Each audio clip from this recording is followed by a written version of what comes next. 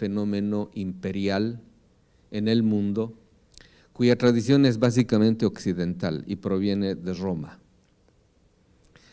Entonces, cuando hablamos de un periodo o una etapa postimperial, nosotros advertimos que la definición actual de imperio tiene que poner en evidencia que lo que se propone un imperio es un tipo de dominación de carácter exponencial, es decir, dominación al infinito. Ahora, esto es imposible porque no se puede dominar todo, pero esa es la pretensión que hace posible el proyecto imperial y por eso contiene una lógica suicida. Pero en esa lógica suicida pone en riesgo la vida del planeta y es lo que estamos viendo como colapso medioambiental, crisis climática, calentamiento global y crisis multiplicada en todos los ámbitos de la vida humana y planetaria. Entonces estamos ante un fenómeno sumamente novedoso que nos impele revisar los conceptos y categorías que como izquierda se trabajaron en el siglo XX y que ahorita nos resultan obsoletas. Porque la pregunta es ahorita, tenemos una y mil evidencias para describir el desmoronamiento no solamente del capitalismo, sino del horizonte cultural que ha parido al capitalismo y que se llama modernidad. Pero no nos basta eso, porque necesitamos producir un nuevo mundo y para producir un nuevo mundo tenemos que producir un nuevo conocimiento pertinente para imaginar, concebir y realizar ese nuevo mundo. Y esto pasa por la necesidad de constituir un nuevo pensamiento. Y aquí, como izquierda, tenemos que ser autocríticos para decir que a lo largo del siglo XX, con el eslogan de que sin praxis revolucionaria no hay teoría revolucionaria, se creyó que la teoría ya estaba hecha. Y no fue así. Por eso los fracasos históricos nos llevaron a advertir que los manifiestos políticos que la izquierda emitió a lo largo del siglo XX fueron reduciéndose a manualitos, a recetarios, que distaban demasiado con la realidad que nos tocaba enfrentar. Y por eso, cuando la izquierda alcanzó el poder, solo fue para brindarle en bandeja de plata al retorno de la derecha, en casi todos nuestros países. Y ahorita estamos viviendo un fenómeno en el cual, por ejemplo, no es necesario ya un tipo de injerencia de carácter bélico, sino simplemente que la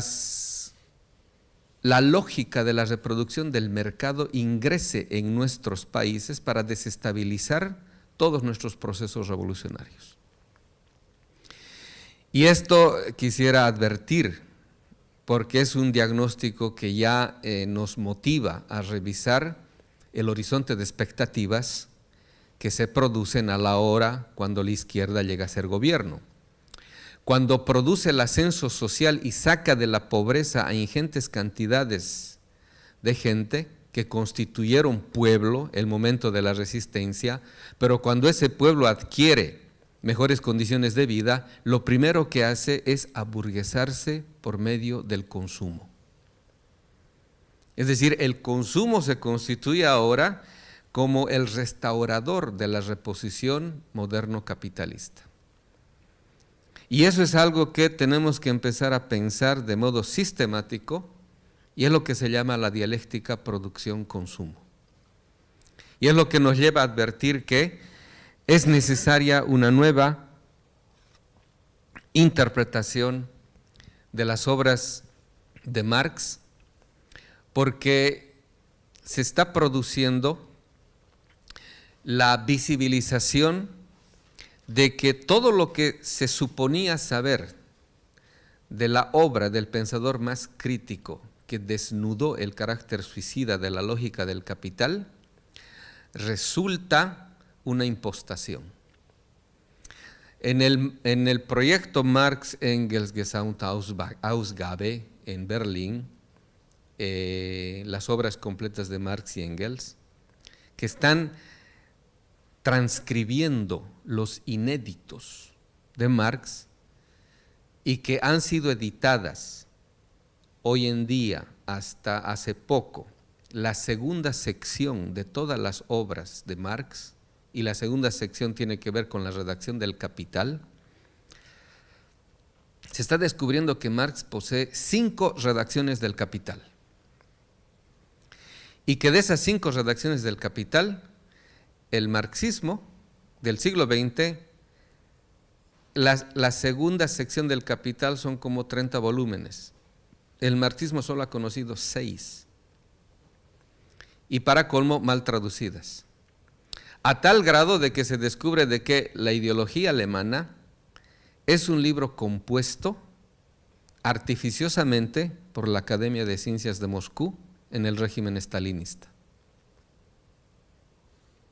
Y es más, estamos empezando a advertir que de esas 5 redacciones del Capital, la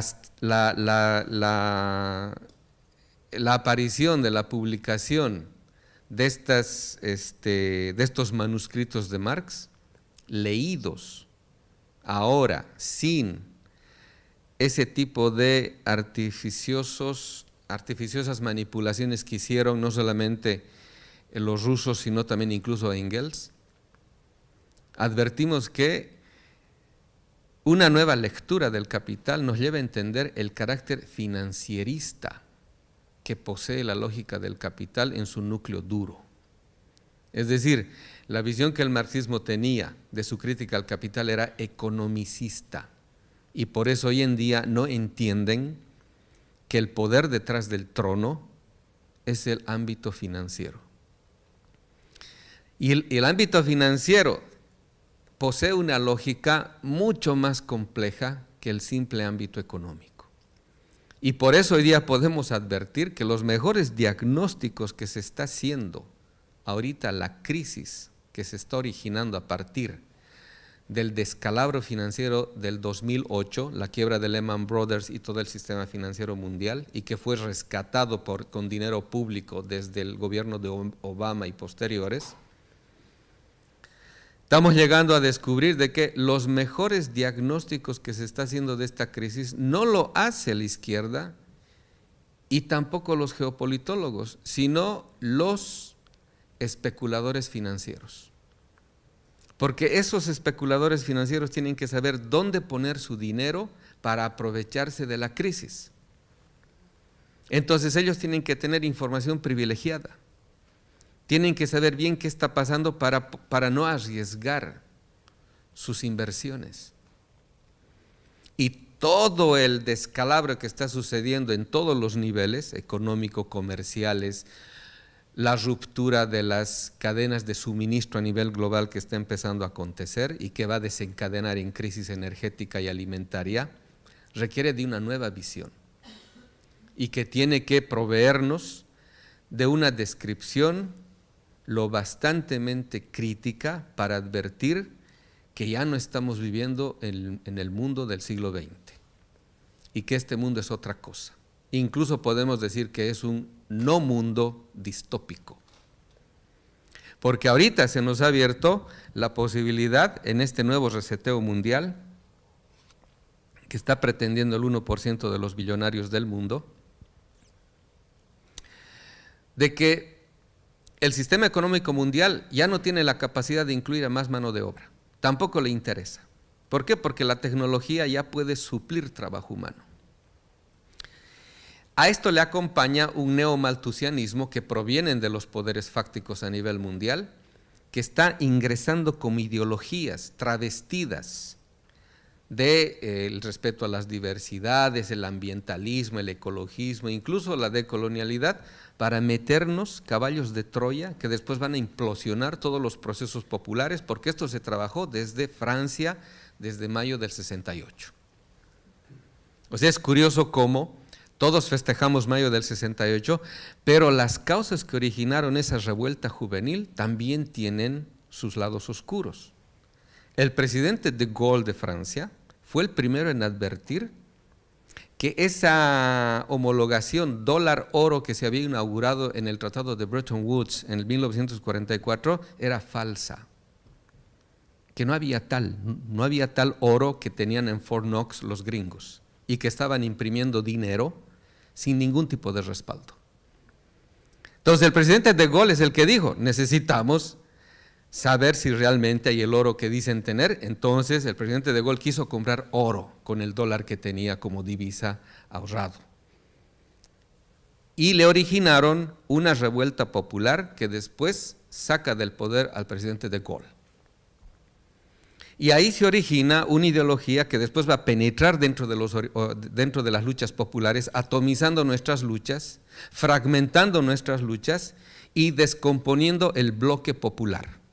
Apareció el posmodernismo.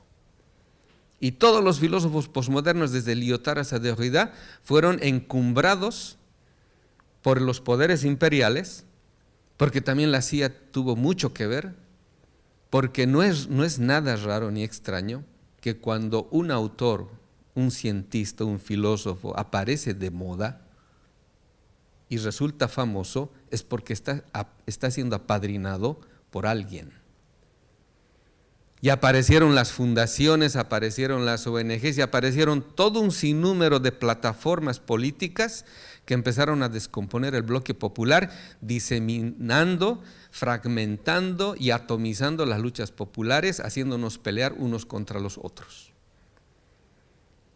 Entonces ahí necesitábamos nosotros tener una radiografía, no solamente de lo que estaba aconteciendo como lucha popular, sino cómo se estaba desmoronando y disgregando el conjunto del bloque popular en luchas particulares. Entonces, para esto empezamos a considerar la posibilidad de que, si es que no se tenía en claro un diagnóstico actualizado del tipo de mundo que estábamos viviendo, será necesario reformular todo el aparato de las herramientas conceptuales y categoriales que teníamos. Entonces, déjenme contarles esto, una digresión. Una vez nos invitaron a Venezuela a dar una charla teórica y fueron trabajadores así como ustedes. Entonces nosotros vamos a la dirección, nos llevan a la dirección que nos dieron, etcétera, y había una universidad. Entonces nosotros dijimos, bueno, va a ser en la universidad la cosa, ¿no? Cuando nos encuentran los organizadores y nos dicen, no es ahí la charla, es al frente, en la sede de los trabajadores, pero no que era una charla para universitarios, teórica, y nos dicen lo siguiente, el problema es que ahí adentro ya no piensan. O sea, la universidad, que supuestamente era la institución donde se pensaba, se dejó de pensar. ¿Y esto qué quiere decir? Fíjense por qué la derecha ya no necesita el fenómeno partido político. Porque el partido político tenía la misión de constituir cuadros políticos, o sea, ser un centro de formación política. La derecha ya no necesita eso. ¿Por qué? Porque los centros de formación política de la derecha son las universidades ahora. O sea, por eso las universidades son antipopulares ahora.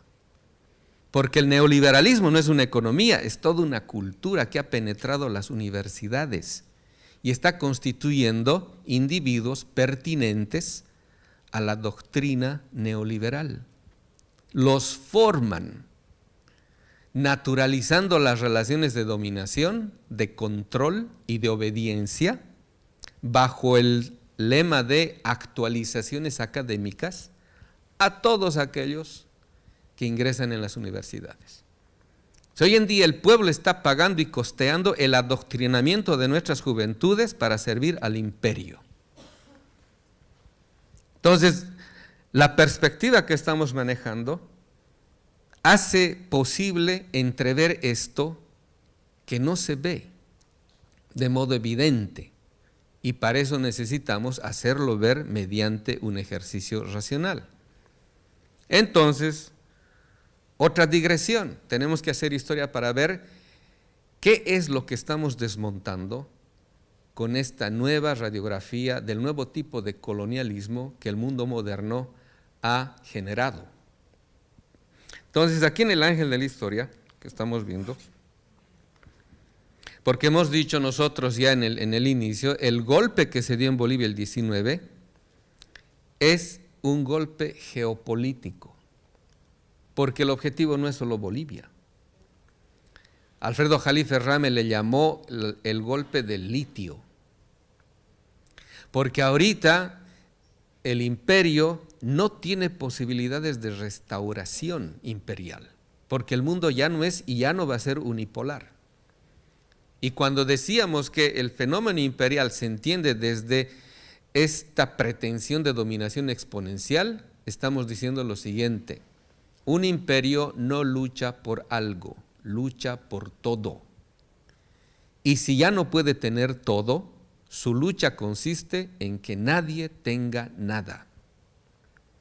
Y por eso es suicida, por eso las medidas que está tomando contra Rusia está afectando a Europa de tal modo de que Europa se está disparando en sus propios pies. Es decir, están sacrificando el euro, porque una moneda no es solamente un papel, una moneda representa una forma de vida. Están sacrificando a Europa para que el imperio todavía tenga posibilidades de enfrentar a las nuevas potencias emergentes. Entonces, si el imperio pierde el centro neurálgico del energético del siglo XXI, que es el gas, ¿qué le queda? El arco sudamericano. Porque en el arco sudamericano encuentra un energético que hace posible a los demás energéticos, es el agua. Tenemos de los 3 acuíferos más importantes del planeta, el Amazonas, el Orinoco y el Guaraní. Y es curioso cómo la familia Bush se compró inmensas cantidades de terreno en el Paraguay, cerca del acuífero Guaraní. Es decir, estamos ante una escenografía en la cual está luchando por su sobrevivencia. Y los halcones straussianos, el sector más radical de los republicanos, lo pone de manifiesto cuando dicen: si caemos, vamos a hacer todo lo posible para que el mundo entero caiga con nosotros. O sea, estamos ante una lógica no solamente peligrosa, sino suicida, pero que afecta a todo el mundo. Porque no hay algo más peligroso que una bestia poderosa que se hace la víctima, para colmo. Entonces, la cuestión era, ¿cómo es que han logrado diseñar de tal modo una geopolítica, centro-periferia, que se ha hecho sentido común en uno?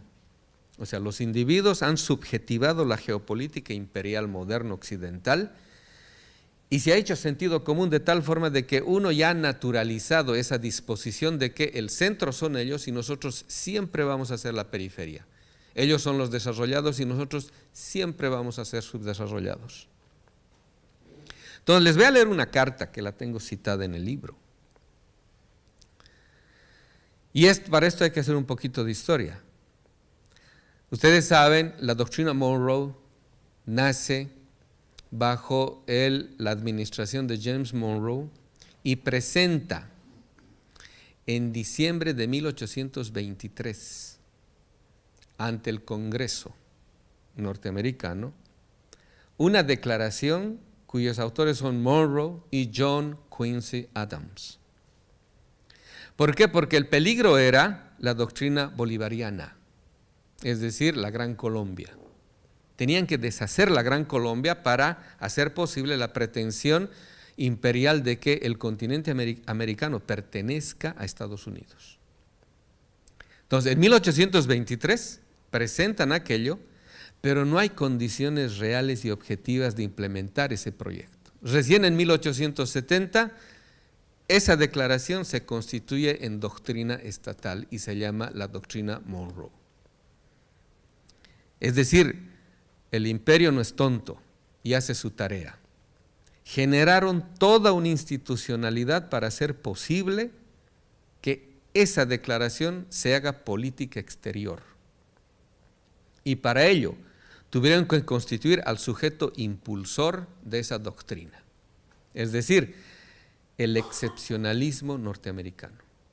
Y desde guaguitas, desde niños, desde el kindergarten hasta las Ivy Leagues, Harvard, Princeton, Columbia University, Cambridge, etcétera, todos fueron concebidos para producir al sujeto impulsor de la doctrina Monroe con la ideología excepcionalista, la idea de que los gringos han nacido para dominar al mundo. Por eso la pedagogía es fundamental. El sistema educativo o sirve para dominar o sirve para liberar. Por eso la ciencia no es neutra, la ciencia es profundamente ideológica como la filosofía. O una filosofía nos sirve para dominar o nos sirve para liberarnos. Y en eso uno tiene que ser muy claro y consciente.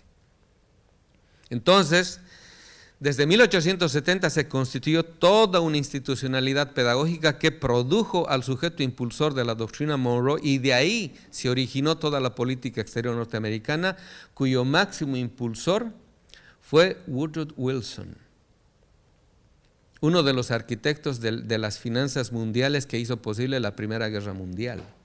Porque hoy día ya se sabe, la Primera y la Segunda Guerra Mundial tuvieron carácter financierista. Ahí se estaban peleando las monedas, se estaban peleando los componentes financieros para dominar al mundo. Y la mejor forma de resetear el mundo y producir transiciones imperiales es la guerra. Y por eso Estados Unidos se convierte en una economía de la guerra. Entonces, Woodrow Wilson, que es uno de los estrategas de la política exterior norteamericana, tiene un secretario de Estado que se llama Richard Lansing. Richard Lansing es enviado a México con el objetivo de investigar cómo podemos dominar a los mexicanos. Ustedes saben, Estados Unidos le quitó la mitad de su territorio a los mexicanos. México era Texas, Nuevo México, California, Nevada, o sea, era grande. Así como a los bolivianos nos quitaron la mitad del territorio, a los mexicanos igual. Entonces, Richard Lansing está mucho tiempo en México investigando cómo pueden dominar a los mexicanos. Y la carta que le envía en 1924, Richard Lansing, former Secretary of State under Woodrow Wilson. Secretario de Estado Richard Lansing le envía esta carta al presidente Wilson y le dice lo siguiente: señor presidente, tenemos que abandonar la idea de poner en la presidencia mexicana a un ciudadano americano, ya que eso conduciría otra vez a la guerra. O sea, son estrategas, no piensan de modo circunstancial, piensan a largo plazo. Siempre se piensa a largo plazo, eso hace un estadista. No sé si han visto la película El Padrino, ¿no? Cuando uno de los protagonistas le dice que se llama Michael Corleone, le dice, blood is a big expense, o sea, la sangre cuesta mucho, es mejor hacer negocios que andar matándonos. Entonces, de esa forma le dice, o sea, no hay que poner un ciudadano americano en México como presidente, porque eso nos conduciría otra vez a la guerra, y la guerra cuesta caro. Dice, la solución necesita de más tiempo. Esta es la solución que le plantea Richard Lansing a Woodrow Wilson. Y esta es la médula no solo de la doctrina Monroe, sino de lo que llamamos la colonialidad moderna que inaugura este paradigma civilizatorio llamado modernidad y su economía, el capitalismo. Dice, debemos abrirles a los jóvenes mexicanos ambiciosos, o se está pensando en sus élites, las puertas de nuestras universidades y hacer el esfuerzo de educarlos en el modo de vida americano, en nuestros valores y en el respeto al liderazgo de Estados Unidos. México necesitará administradores competentes y con el tiempo esos jóvenes llegarán a ocupar cargos importantes y eventualmente se adueñarán de la misma presidencia. Y sin necesidad de que Estados Unidos gaste un centavo o dispare un tiro, harán lo que queramos y lo harán mejor que lo que nosotros mismos podríamos haberlo hecho. ¿Qué les parece? Quítenle el nombre México, pónganle Argentina, Ecuador, Bolivia, Perú. Eso han hecho con nuestras élites. Los han formateado. Por eso, si aquí tengo el American Way of Life, que organiza mi horizonte de expectativas, el respeto al liderazgo de Estados Unidos, el respeto a sus valores, que según John McCain, el anterior candidato a la presidencia, dice él, para nosotros nuestros intereses son nuestros valores y nuestros valores son nuestros intereses. Lo tienen bien claro ellos. Entonces, si eso yo tengo en mi cabeza, mi país está de más. Eso han hecho con nuestras élites, los han becado, los han adoctrinado en los centros de formación, a nuestros militares los han adoctrinado en la Escuela de las Américas, etcétera, y por ello los han constituido en enemigos nuestros. Porque les han enseñado que el enemigo interno es el pueblo. Y de ese modo, ese tipo de élites se han constituido en antinacionales. Y el neoliberalismo ha radicalizado eso. Entonces, estamos en una situación paradójica en la cual es la propia élite que debería constituirse en dirigente rector de un proyecto nacional, el que esté en contra de su propia nación. Y es capaz de rifar a su nación para el beneficio, no de ellos, porque ellos se convierten simplemente en caporales de unos patrones que ni siquiera están acá, sino están afuera. Entonces, ¿qué describe este fenómeno llamado colonialidad en los términos que estamos exponiendo? No solamente tributamos materias primas. Por connivencia y complicidad de las élites, lo que tributamos es soberanía plena, porque nuestros gobiernos no ejercen soberanía, sino que lo transfieren al centro del mundo. Es decir, renunciando a ejercer soberanía, nuestros estados transfieren poder formal y renunciando a nuestras materias primas, transferimos poder material. De tal forma que el imperio, por esa transferencia dialéctica, se llena de poder real. Es decir, el imperio ya no necesita producir poder por sí mismo, simplemente necesita que esa dialéctica de transferencia sistemática actúe de modo pleno.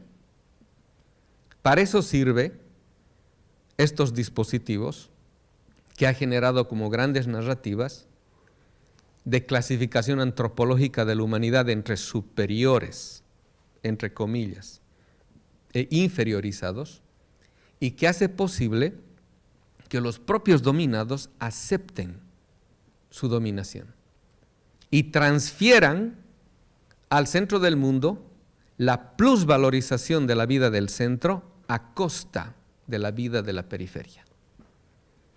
Entonces, por esta transferencia sistemática de poder y soberanía, plusvalorizamos la vida del centro y desvalorizamos nuestra propia vida. Eso ha hecho efectivo de modo constante y consistente nuestra dependencia estructural. Y nuestras élites son las más colonizadas en esta historia. No el pueblo, las élites. Y por ello, hoy en día podemos ver cómo las élites periféricas producen en su intelectualidad académica una conciencia de carácter periférico satelital. Es decir, nunca se toman como centro a sí mismas y siempre actúan como satélites de un centro que les ordena no solamente cómo deben vestir o qué deben comer, sino qué deben pensar y cómo deben pensar. Ahora fíjense esto que les voy a contar, otra cosa que tengo citada acá. Para comprender de mejor modo este rapto ideológico de los ámbitos supuestamente pensantes en nuestras sociedades, hay un episodio que lo cuenta Ron Suskind. Ron Suskind fue editorialista del Wall Street Journal,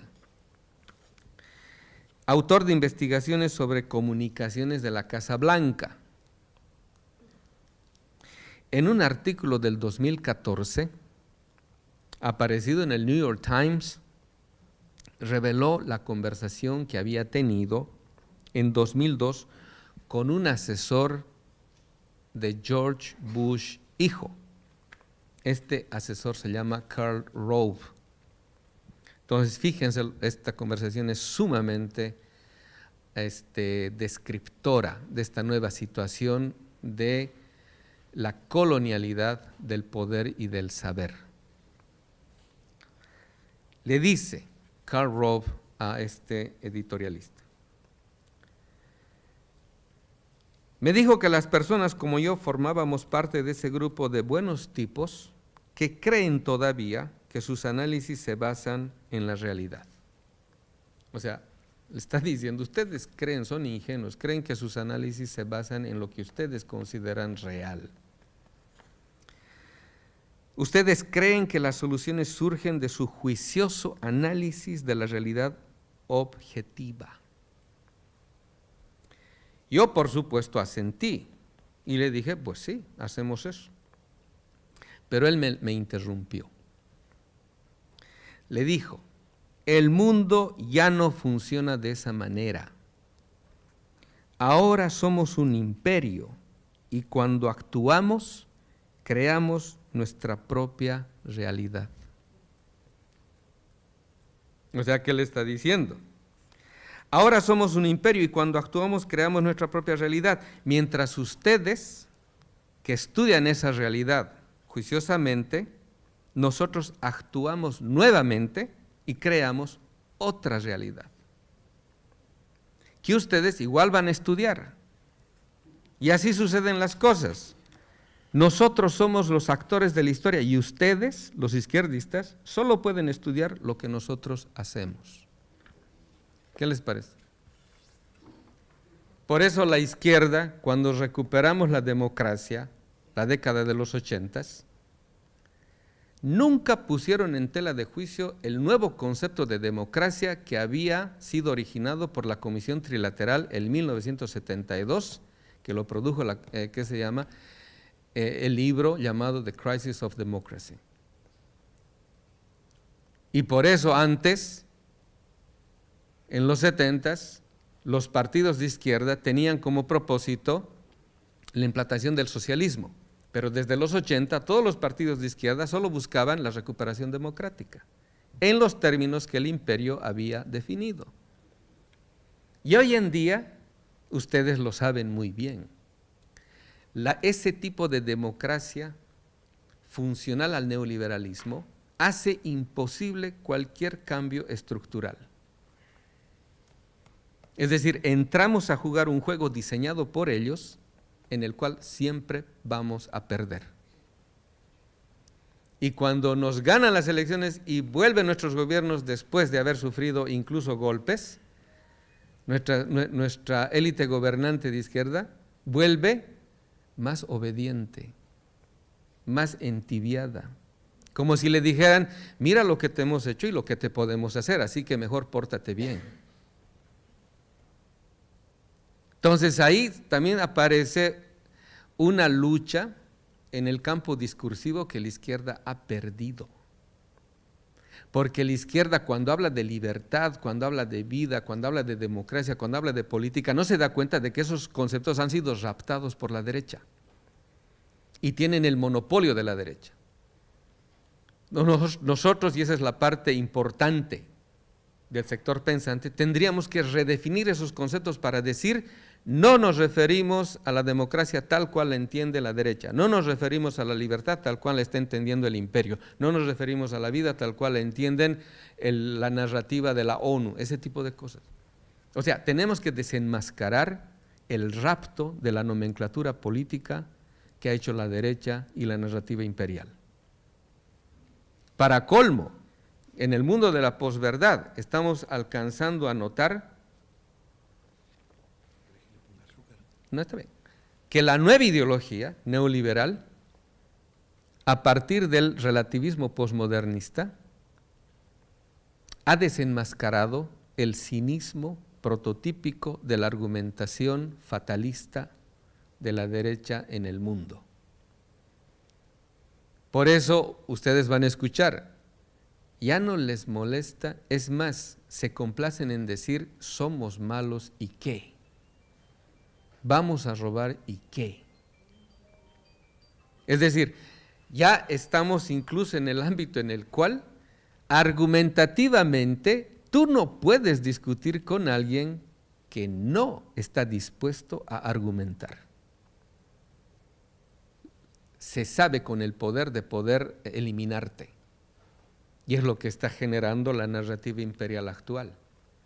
La demonización que le hacen a Putin es la misma demonización que tiene como tradición las catilinarias de Marco Tulio Cicerón, a quien consideramos el padre del oratorio, referente del derecho, etcétera, cuando son una sarta de calumnias contra un dirigente campesino que se llamaba Catilina. Y todo eso hecho tradición, es la imagen aristocrática que de política tiene la tradición occidental y que la modernidad ha llevado a sus últimas consecuencias. Es decir, la política como ejercicio de desprecio al pueblo. Y déjenme decirles, autocrítica, la izquierda también tiene esa visión aristocrática. Porque cuando está en el poder, ya no confía en el pueblo, pacta con quienes no debería de pactar. Y cuando empieza a sacar gente de la pobreza por mediante el consumo, los aburguesa, es decir, los moderniza. Y ese tipo de gente aburguesada ya no está dispuesta a pelear por el proyecto que lo sacó de la pobreza, simplemente por mantenerse en el nuevo estatus conseguido. O sea, por eso tenemos la batalla perdida ahí. Por eso necesitamos otra forma de pensar. Necesitamos nuevas perspectivas. Necesitamos una nueva reconceptualización, una nueva recategorización de todas nuestras herramientas teóricas para poder describir del mejor modo qué tipo de mundo estamos viviendo. Y por eso necesitamos, por ejemplo, empezar a desmontar los mitos que hacen posible la reposición continua y constante del capitalismo. Por ejemplo, el capitalismo es una economía del crecimiento. El capitalismo no puede vivir sin crecer de modo continuo. Es como el cáncer, crece sin criterio y creciendo destruye todo aquello que hace posible su crecimiento. Y déjenme decirles, el socialismo también se propone ser una economía del crecimiento. Entonces ahí entramos en una paradoja. Si lo que está destruyendo a la vida, a la humanidad, es el mito del progreso infinito que hace posible la lógica de la economía del crecimiento, ¿cómo el socialismo no se ha dado cuenta que ahí está el nudo que origina la reposición del propio capitalismo? Porque el progreso infinito resulta un mito que fundamenta la ciencia moderna de carácter ideológico, porque uno no se puede proponer metas infinitas sabiendo que la base real que hace posible eso es finito, no es infinita. Imagínense, Kenneth Boulding, un economista que se vuelve después ecologista, lo plantea de modo tácito, cuando dice: cualquiera que crea que es posible un crecimiento de carácter infinito, un desarrollo de carácter infinito en un planeta físicamente limitado, o es un loco o es un economista. Y ahora podemos decir, la economía es una pseudociencia, porque considera las consecuencias que produce la producción y el consumo económico como simples externalidades. Es decir, se desentiende de las consecuencias que provoca. Hoy en día, que se postula como definición de lo que es humano hoy en día, es el individuo portafolio. es decir, el empresario. ¿Y el empresario qué hace? Por ejemplo, el empresario maderero, en su hoja contable solo cotiza cuánto le cuesta la sierra mecánica, cuánto le cuesta el obrero, cuánto le cuesta el transporte, cuánto le cuesta arrendar las tierras, etcétera, cuánto le cuesta llevar sus maderas al mercado mundial, etcétera, y de ahí cotiza costos y beneficios. Y en su lógica, los costos deben ser menores a los beneficios logrados. Pero en su hoja contable nunca pone cuánto le va a costar a la naturaleza lo que él le ha extraído. Si pone eso, resulta que su negocio es un fracaso. Pero ese fracaso él nunca lo asume. Ese fracaso lo externaliza como responsabilidad ajena. Es decir, él nunca se hace responsable de las decisiones que toma. ¿Quiénes lo pagan eso? La humanidad y la naturaleza. Entonces estamos ante una racionalidad económica que produce irracionalidades. Y estas irracionalidades son el sustrato de cientificidad de una ciencia que se ha divorciado definitivamente de la vida y que nos está llevando al suicidio colectivo de la humanidad. Y eso es lo que aprenden nuestros jóvenes y lo que hemos aprendido nosotros en las universidades. Y sin darnos cuenta hemos naturalizado esa lógica. Porque nosotros hacemos igual en nuestra vida cotidiana ese cálculo de costo-beneficio, ese cálculo de eficiencia o lo que se llama cálculo de utilidad propia. Por eso, lo útil en la vida es lo que rinde ganancias. Pero estas ganancias a largo plazo son pérdidas definitivas para todos. Entonces, frente a eso, nosotros nos ponemos a pensar y decimos, esto no simplemente es una apuesta política o económica, sino es existencial, porque nos estamos jugando la vida. Por eso, nosotros empezamos a postular una racionalidad de la vida, denunciando que la base de cientificidad de la ciencia moderna y la filosofía proceden de una racionalidad de la muerte.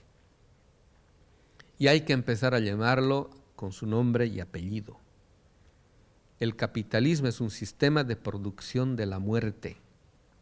Y la civilización que ha parido al capitalismo, que es la modernidad, es una forma de vida que solo produce muerte a nombre de la vida.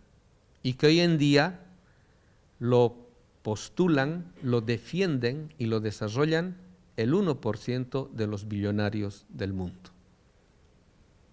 Han hecho un ejercicio los investigadores de la econometría. Dicen ellos, el 1% rico del mundo son los millonarios del mundo. Entonces, de 7,000 millones, son 70 millones. Pero estos apenas son los empleados de otro núcleo mucho más profundo, que están de modo accionario presentes en los famosos fondos de inversión, que son 4 a nivel mundial. Vanguard, BlackRock, State Street Corporation y Fidelity.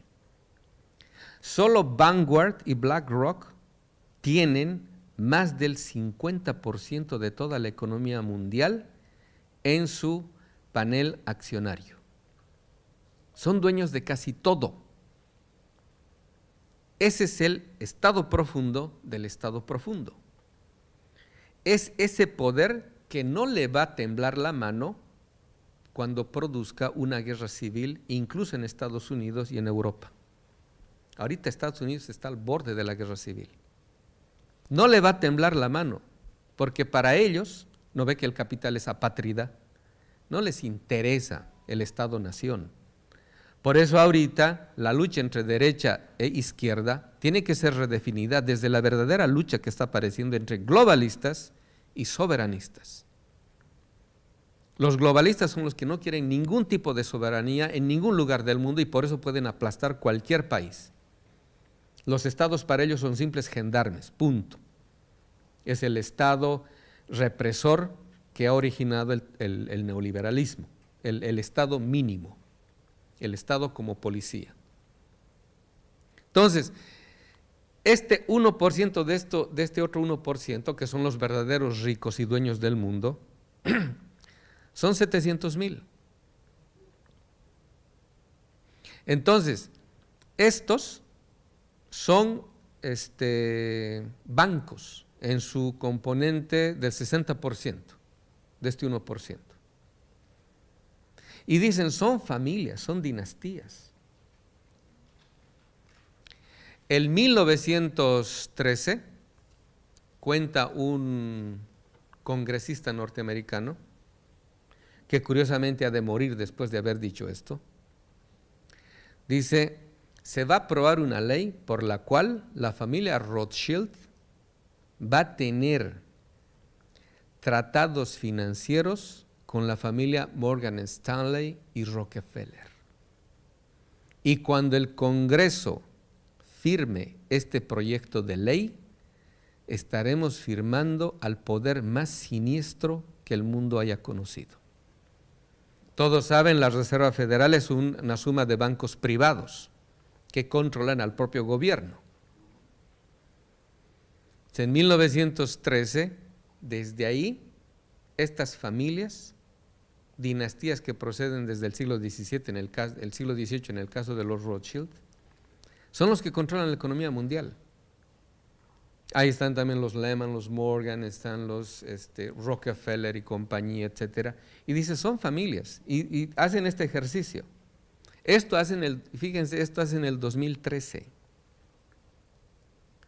Dicen, si juntáramos las fortunas solo de los Rothschild, toda la fortuna que han logrado, George Soros es simplemente un peón, déjenme decirles. Porque los verdaderos estrategas nunca dan la cara, no salen en la revista Forbes. Los que salen en la revista Forbes son los que gastan. Los verdaderos ricos no gastan. Todavía son exponentes de la teología, de la ética protestante, del ahorro, de la usura trasvestida como ahorro, ¿no? Entonces, si hiciéramos el ejercicio siguiente, sumásemos la fortuna que ha adquirido la familia Rothschild, hiciéramos el ejercicio, la intentona, de repartir esa fortuna a los 7,000 millones de gentes que pueblan el planeta, a cada uno nos toca, por nuca decimos allá, a cada uno nos tocaría $3 millones.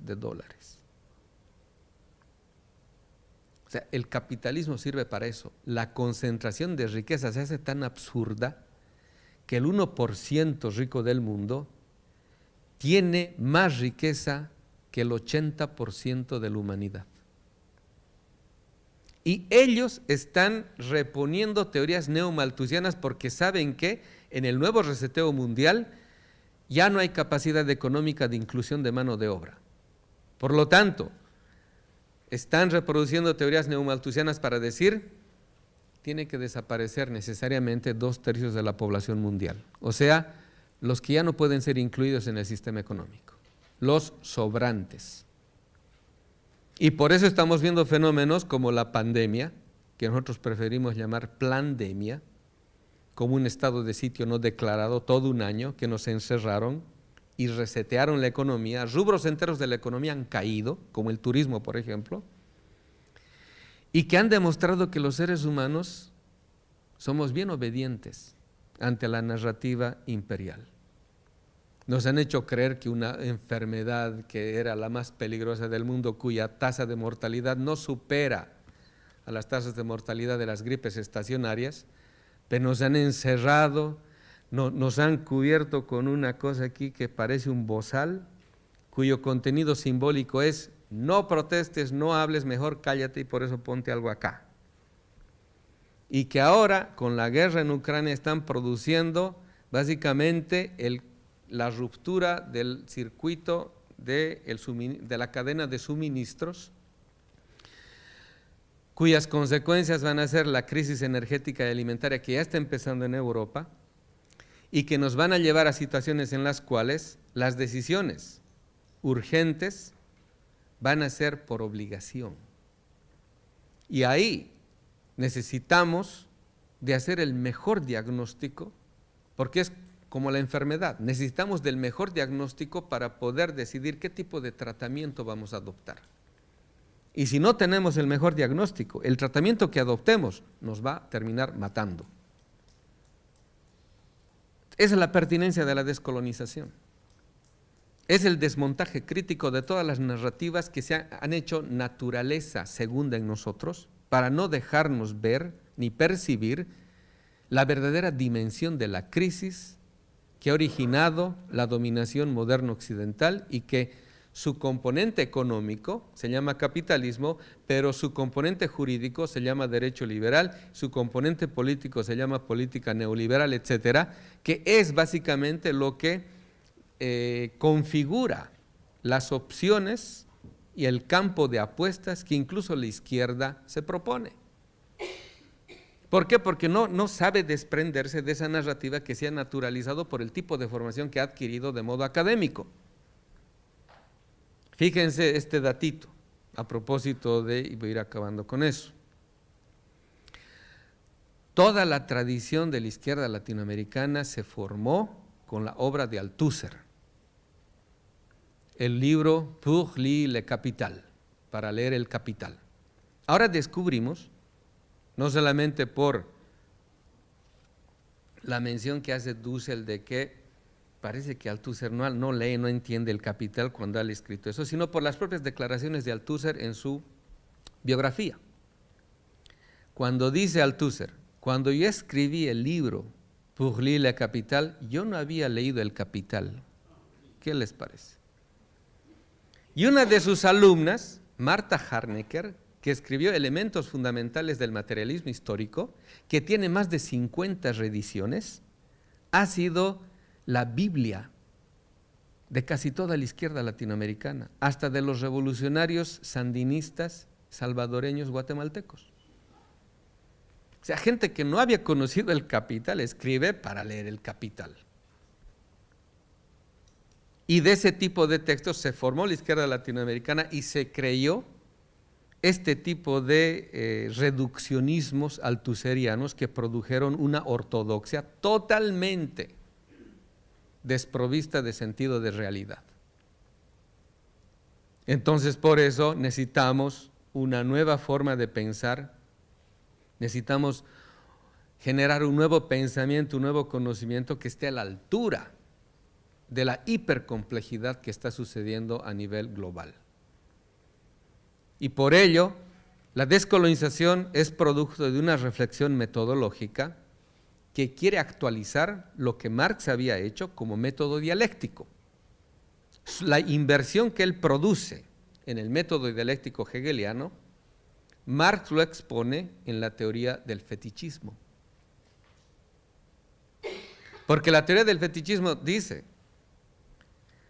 toda la realidad que ha sido producida, así como dice Karl Rove, es un sistemático encubrimiento de esa misma realidad, que no nos permite ver esa realidad.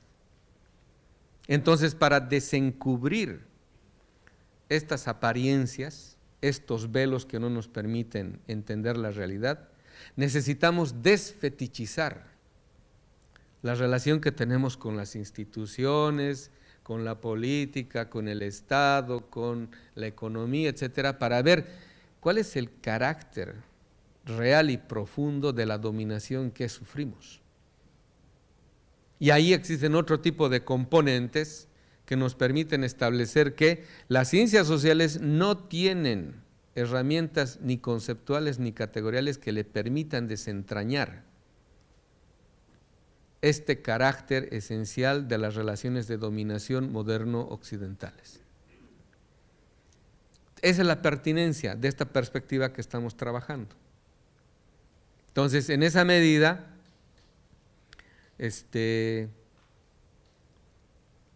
agradezco que esto sea la introducción de una serie de seminarios que han de tener, para que un poco también provoquemos la necesidad de que desde nosotros tenemos que abordar esto porque las universidades no lo van a hacer.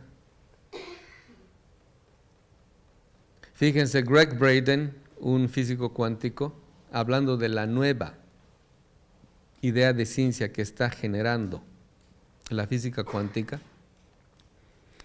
Por ejemplo, lo que dice Heisenberg, 1920. Dice, tenemos que tener en cuenta, dice, que para estudiar cualquier fenómeno físico debemos poner la atención y tomar en cuenta a todo el universo. Si es así, la física newtoniana clásica ya no nos sirve de mucho. Entonces, Greg Braden, que enseña estas cosas, dice, una vez llega a Barcelona y se acercan dos profesores y le dicen, estamos de acuerdo completamente en lo que usted dice, pero si le hacemos caso, nosotros tendríamos que renunciar a nuestras docencias. Segundo, tendríamos que vaciar la biblioteca de nuestra universidad. Tercero, los estudiantes tendrían que empezar de nuevo todo. Y eso no es posible. ¿Se dan cuenta lo grave de la situación? Y lo mismo pasa en la estructura estatal. La misma estructura ministerial está obsoleta. Lo mismo que la estructura facultativa de las universidades. Ya no tiene sentido, porque hoy día ya no puedes conocer el mundo solo siendo sociólogo o solo siendo antropólogo. Necesitas una visión de carácter multidimensional, porque el mundo se ha hecho hipercomplejo. Entonces, la propia formación académica está totalmente caduca y obsoleta. Del mismo modo, la composición ministerial. Y es curioso cómo nuestros gobiernos llamados progresistas, de izquierda, etcétera, no se dan cuenta que si quieren recomponer todo, en los primeros meses donde un gobierno goza de la más alta legitimidad, debería producir los cambios más trascendentales de recomposición completa del órgano administrativo y jurídico del Estado. Porque la cuestión no es nomás cambiar la economía capitalista está amparada jurídicamente por un derecho pertinente al capitalismo, es el derecho liberal. Y si no cambiamos eso, el capitalismo se va a reponer por inercia. Entonces, la cosa es compleja, es seria y necesitamos advertir todo esto para darnos cuenta de que los errores del siglo XX ahora requieren ser puestos en su lugar para advertir que este nuevo mundo necesita reformular todo. Hoy en día, por ejemplo, incluso hasta Alvin Toffler se da cuenta de eso, cuando dice, los nuevos analfabetos del siglo XXI no van a ser los que no saben leer y escribir, no, los nuevos analfabetos van a ser los que no sepan reaprender. Primero desaprender y después reaprender un nuevo conocimiento. Esos van a ser los nuevos analfabetos. Y la descolonización tiene que ver con eso. Tenemos que ser capaces de desaprender todo lo que nos han enseñado y aprender de nuevo, un nuevo conocimiento. Bueno, aquí me quedo. Muchas gracias.